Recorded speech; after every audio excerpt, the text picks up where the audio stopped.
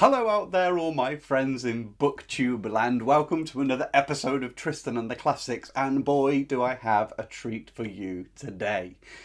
In this episode we are going to be taking a look at 10 absolutely horrendous book covers of classic literature wherein the designer evidently had never read the book. So without further ado, let's get stuck in, shall we? Before I start, I have to give a special shout out to Barb and Isabella from The Font. If you have not watched their videos, you must go over and subscribe to their channel because they are a hoot to listen to. They make some really insightful remarks about books, but they temper it with a lot of humour as well. So that's The Font. The link will be in the description below. The reason that I give them the shout out is because at the end of their latest video, they showed 5 terrible book covers. And it amused me because I've often had a giggle at book covers myself, but never thought of putting it into a video. So here goes, 10 classic book covers which are absolutely rubbish. And stick around to the end for an extra surprise. First up is this remarkable atrocity of Pride and Prejudice done in the style of pulp fiction. Evidently, the person who designed this thought that Darcy was a chain-smoking bad boy who bagged himself a girl from the Bennet family by treating them mean and keeping them keen. At the beginning, Elizabeth Bennet isn't too sure of Darcy when he turns up to Netherfield in a leather jacket and blue suede shoes. But when she sees him revving his two-seater chase around the Peak District and pulling donuts with his horse around Pemberley Lake, she's just won over and she just has to marry the fellow. A cracking book. You've got to love the quote to the side, "Lock up your daughters, Darcy's in town."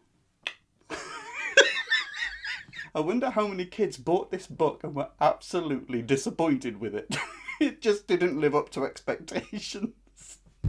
Rudyard Kipling's Kim is our next book.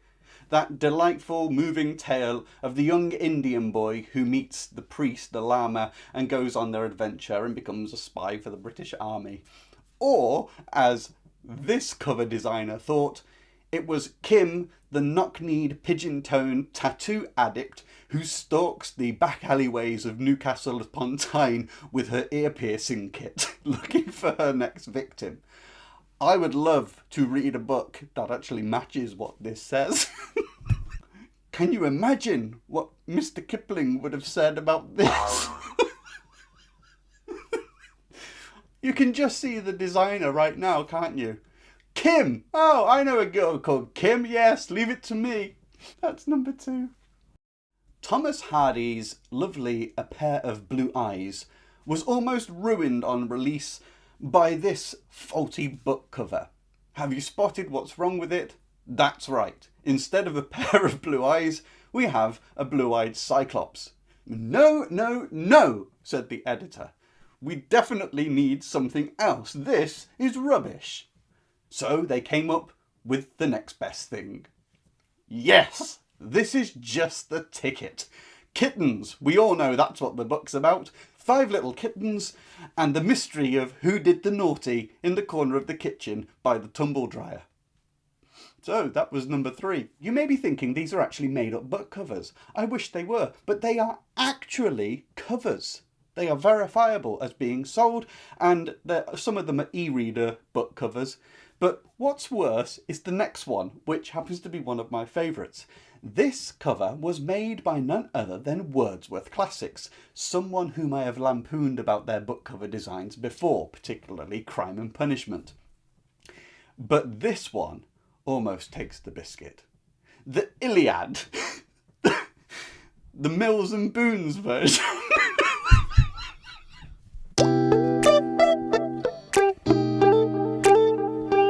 Yes, this clearly tells the story of the trapped maiden high aloft in the temple in the background. She's been stuck up there a fortnight waiting for a hero to come and rescue her ever since the stairs fell away in a surprise landslide. Little does she know what rugged, masculine, leather-clad Adonis is coming for her. Will they find true love or just a steamy romance? Read it and find out. People say, what did the Greeks give us? I say, take a look at this. You remember the Ladybird classics? I think they were from the 60s, maybe the early 70s, and I remember reading them when I was a child, but this book cover particularly amuses me. It's Rapunzel from the Ladybird books. What gets me about this book cover is, as you know in the story, Rapunzel, Rapunzel, let down your hair, and her saviour climbs up her lovely golden locks to save her at the top of the tower. What is this guy doing? He's just dangling from a ledge. I mean, if he had got that far, surely he could have got through the window. And it makes one wonder whether Rapunzel, after letting him climb so high, is just laughingly pushing him over the edge again. On top of this, notice that Rapunzel is perfectly unblemished and smooth as the day she was born. Whereas, had this man just been climbing up her hair, her cheek would be red and scratched and ruined from being rubbed against the ledge of the window as some maniac with a feather in his hat climbs up using her hair. But what kid is going to notice that? Next up is another by Thomas Hardy, The Wessex Tales. And as we can see, it's a book of short stories from a bygone age when things were simpler and love hung in the Wessex air. The stories depict how bands of rock and rollers and death metal soloists used to visit the pubs and, as I was saying, it recounts those beautiful, lazy, heady, summer Devonshire days when slick guitarists and epic bass players used to fill the inns and local public houses of the Wessex countryside with their wailing and shrieking and wah-wah pedals. Ladies and gentlemen, The Wessex Tales.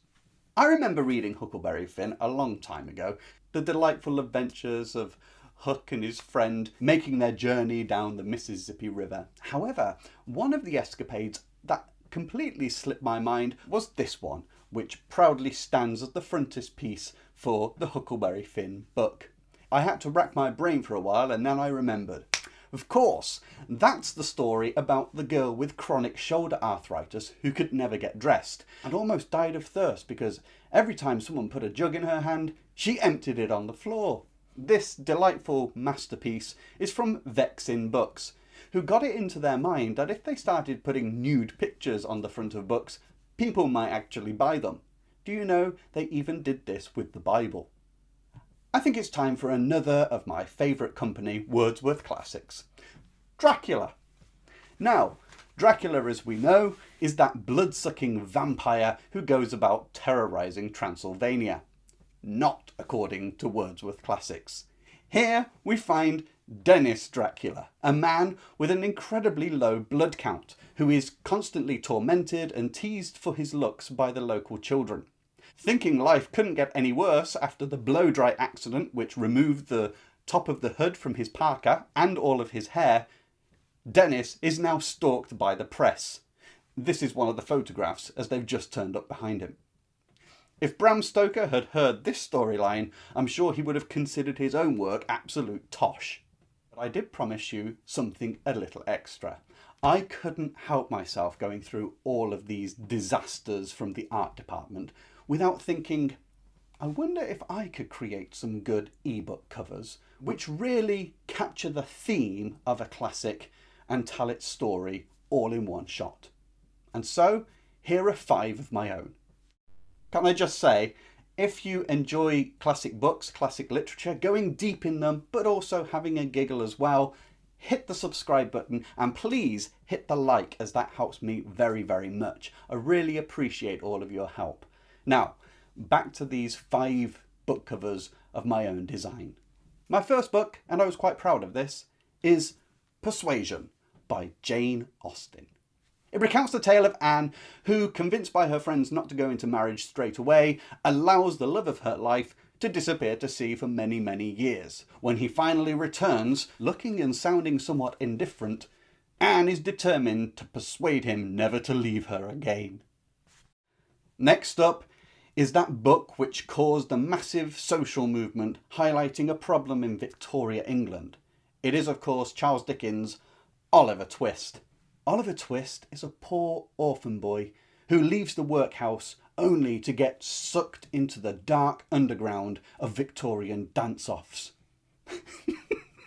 Sashaying and rumbering through the crowds of London along with the Artful Dodger, who is renowned for his moonwalking capabilities, Oliver meets some epic characters, including Fagin the twerker and Sykes, who can body pop like no one else.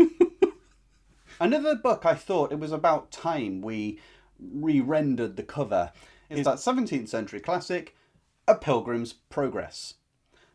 The cover clearly tells the full story of Christian, who leaves his small village and embarks on a journey using a small satellite navigation device which causes him no end of trouble. Will he get to the end still a righteous man? Or will he be told to turn left in 200 yards into the Slough of Despond?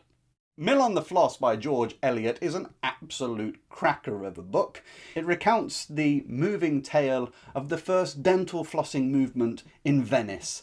When one of their leading members gets the floss caught in her teeth, it's a race against time. It's a race against time to get it out. If she can't, dental flossing will be set back by centuries, and millions of people will never be able to smile without shame. Finally, it wouldn't be right to finish this programme without having something by the bard himself, Shakespeare.